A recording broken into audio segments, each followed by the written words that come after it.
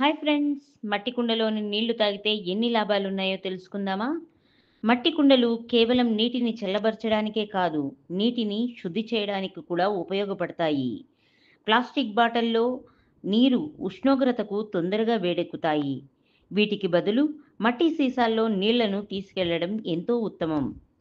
మట్టిలో ఎలక్ట్రోమాగ్నెట్ల శక్తి ఉంటుంది.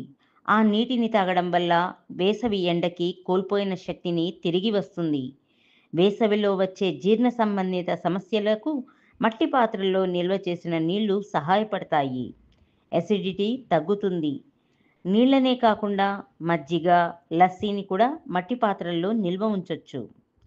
మట్టి పాత్రలోని ఖనిజాల కారణంగా అవి మరింత రుచిగా మారుతాయి. మట్టి కుండలోని నీటిలో సహజ సిద్ధమైన ఆల్కలీన్లు ఉంటాయి.